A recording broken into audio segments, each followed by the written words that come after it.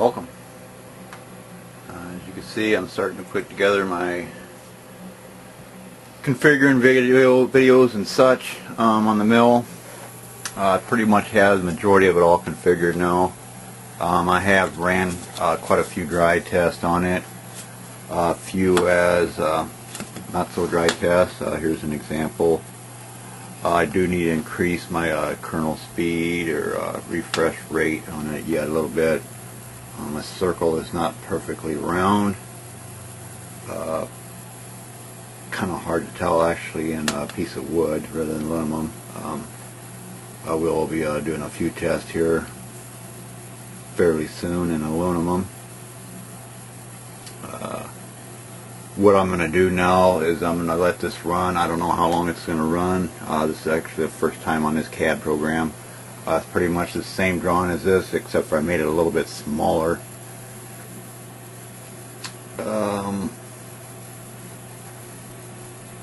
Very simple program, just a circle in the middle of a box, pretty much. So what I'm going to do is I got everything all set up over here. I'm all zeroed. I'm all good to go there. Right now I don't have no line errors. I'll be alright. Get the mill fired up. I'm still awaiting relays for the speed control. This should be here tomorrow. I'll get them all wired up here probably this weekend, hopefully.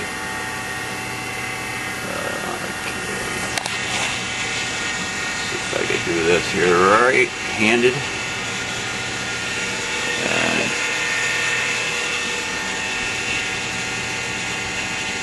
Sorry for the rookie video. I am an amateur at this, so please take that into consideration. Here we go.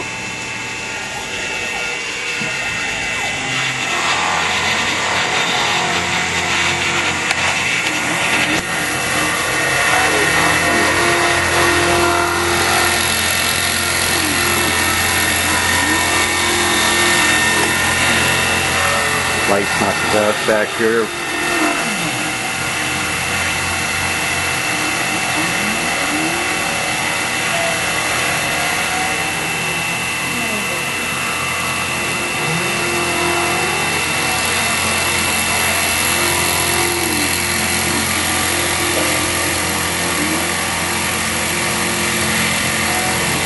I haven't got my air compressor running now either, so manually pull this stuff all the way. Get back and watch it do its thing, I suppose.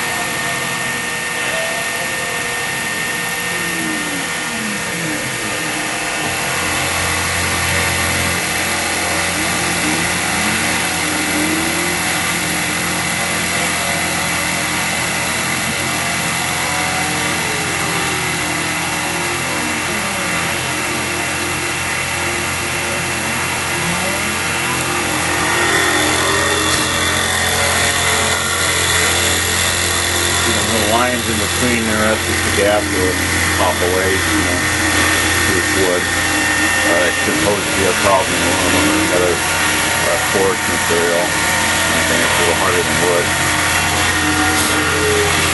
It's half-inch plywood, 3/8".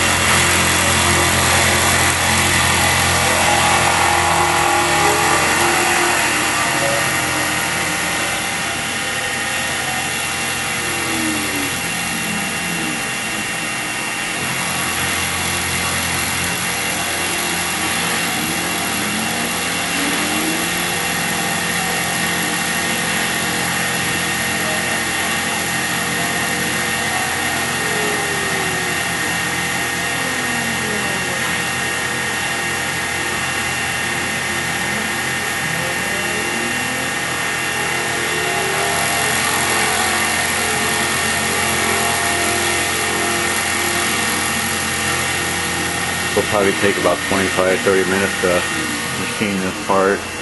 I'm milling at on Z 0.025 per pass. That's why it's running slow. I got the mill running at 50% too, so I could speed that up dramatically if I wanted to. That affects it being precise as well, so I'd rather run a little slower and be precise and get a part done sooner and it not be correct. These are good tests, though.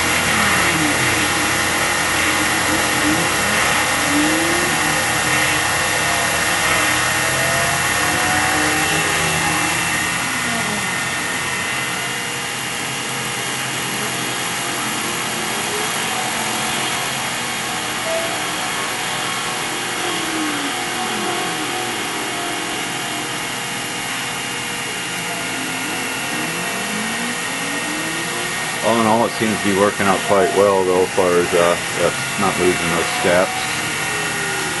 Don't appear to be no binding on my X or Y nowhere. I got my gibs set fairly tight. I got quite a few more tests I'm going to run, and then I'll start tinkering with that, get that all set where they're working fairly easy, not too tight, not too loose. Obviously that will alter your program as well. If they get a bit too tight or a little loose, your cable move a little bit when it shouldn't be and whatnot.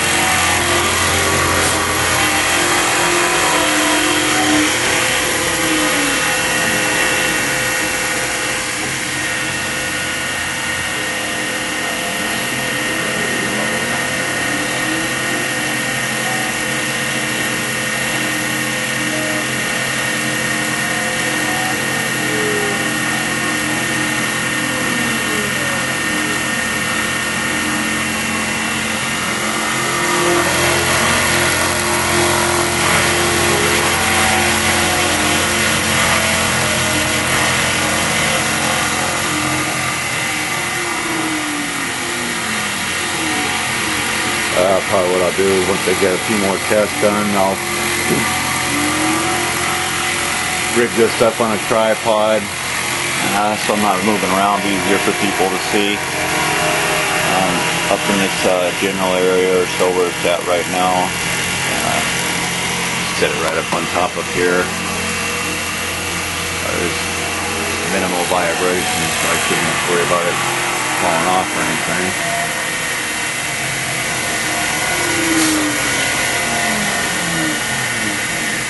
Should be it on that pad.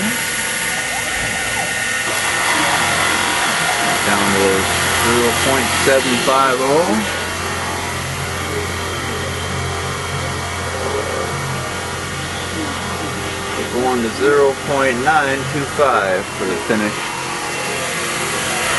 depth. So it should be one more pass. Then it'll do the perimeter, the outside of the box.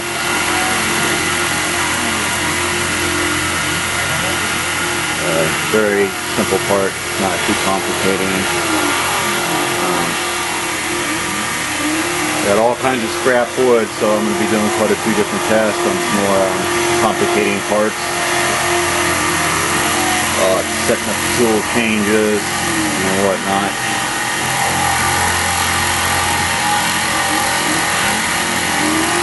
The fun has just begun. Majority of the configuration is done, besides setting up all my tool and then mock and everything. I don't know if you had noticed either, but this is a new screen that I got on Mach 3 website. Now this is a probe screen. I'm going to put in isolated probe, and that's the adjustments for that. For locating X, Y, and Z. Otherwise you just eyeball it to the center of your material and start your program for the center of your material. By doing so, eliminate worrying about your soft limits and whatnot. As you can see over here, my soft limits are off. There would be a green light on there if your soft limits are on. In my case, I just turn them off. I'm well within the means of it, so I just turn them on.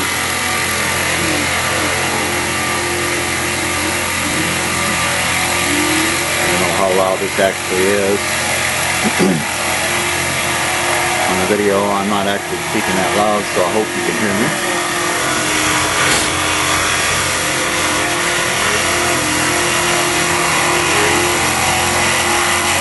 The end mill is not the sharpest, and it's cutting through wood. It leaves in burrs on that line in between passes.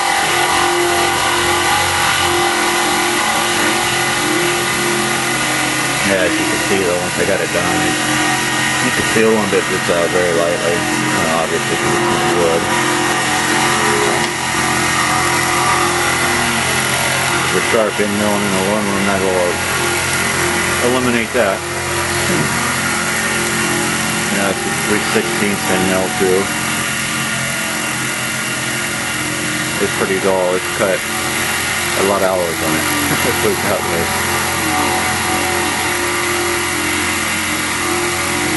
A lot of hours.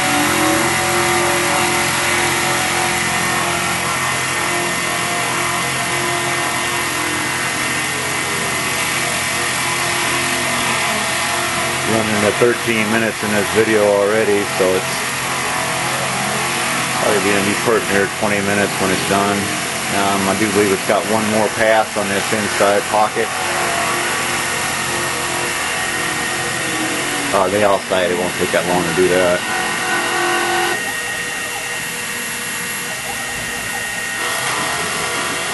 And we went down to 925. That's 921. Actually, it starts in because I'm climbing into my part. And then it goes down as it goes through the part. As you can see, and it went to 925.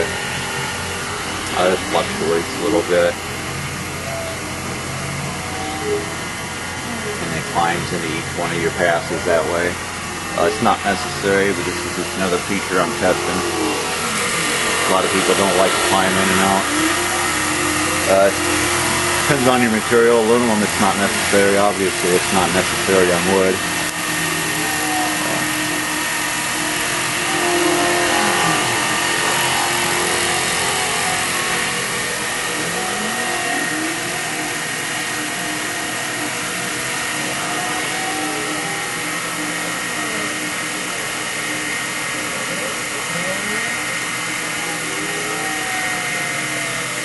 I could speed the mill up to 100%, 150%.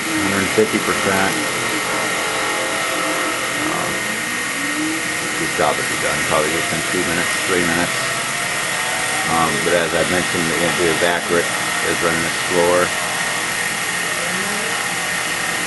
In the future, I'll put together a few programs on the difference of that as well. With your feed rates, your IPMs, how much it throws that part off compared to lower rates and whatnot. Be surprised how much it does throw it off.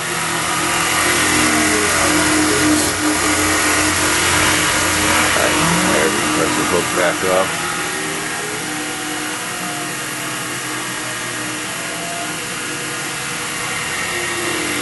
Right now I got my the D540 is running on the outlet. I have an air compressor running on.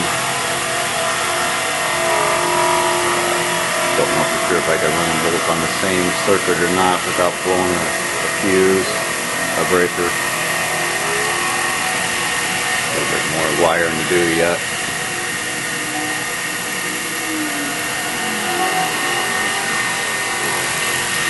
I think it's got one more complete rotation to go now, which should be the final one. I do believe one on the outside. Yeah.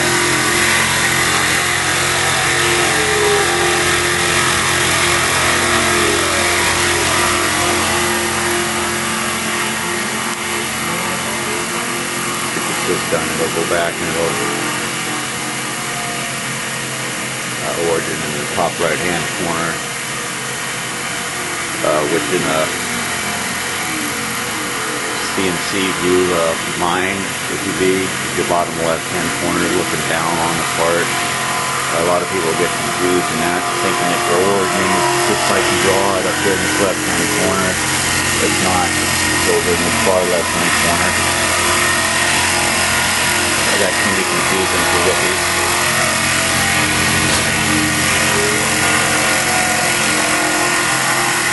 This should be the last part here. We should start to go over to the box next.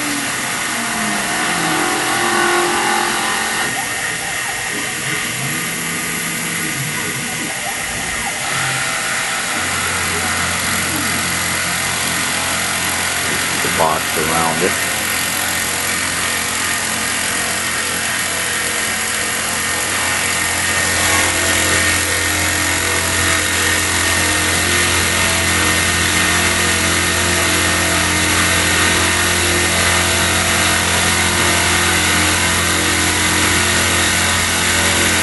Actually just tried that in, it'll cut that well in the wood. It is very dull. And I just placed the wood on there. I don't know if it'll cut the whole box out perfectly or not. Yeah, it's done on this side pretty good.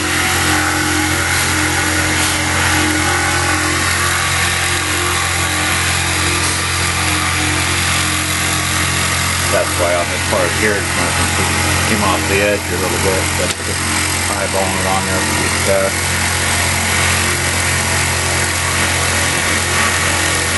That's that big of a deal. I just use the tool as the edge finder and go by the drove center. Center your Y and go each direction half the distance, whatever it is, not too crazy.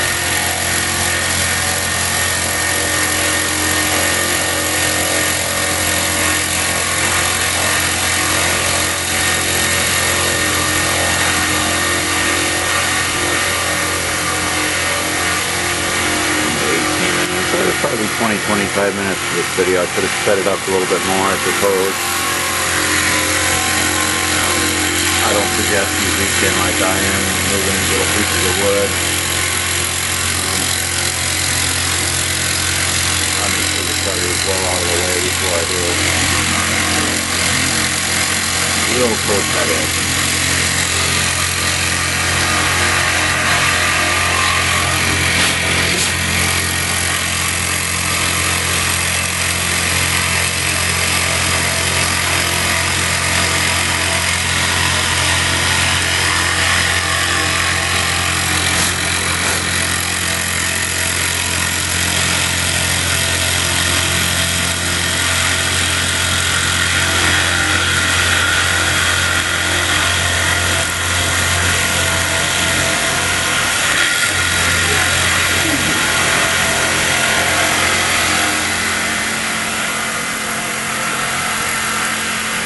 Should be the last pass on this. Outside edge, that said go a little bit deeper, a little bit quicker. We're at 925, 923. I just eyeballed the in mill off material. Looks We'll get the isolated probe and get that all made, something to make all that. It'll be precise. It'll zero itself out and everything. Make a hard job easier. The whole idea of going CNC to extremely complicating parts very precisely and duplicate them very precisely. It's all the guesswork out of providing your CAD program's done right. If it's not, then your SOL, the CAM program, will recognize it's wrong, and you won't get no further than that. So your CAD program has to be correct.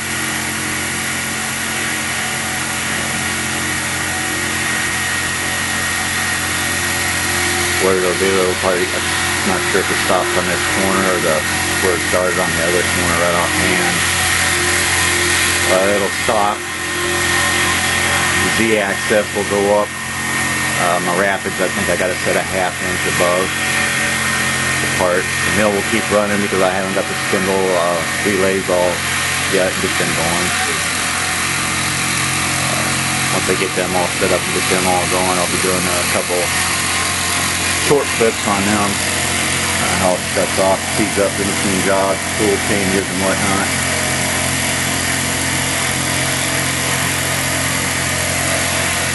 Quite a few more videos.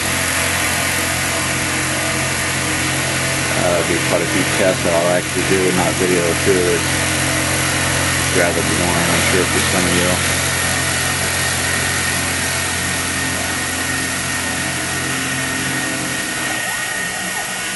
Put up my 1/2 inch. That's my clearance, my rapids. As I said, the mill will keep running. The job is done.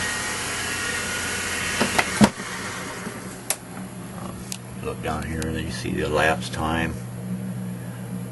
20 minutes, 5 seconds. And that concludes the first test, video test on milling out this pocket and the outside, the square box. Thanks for watching.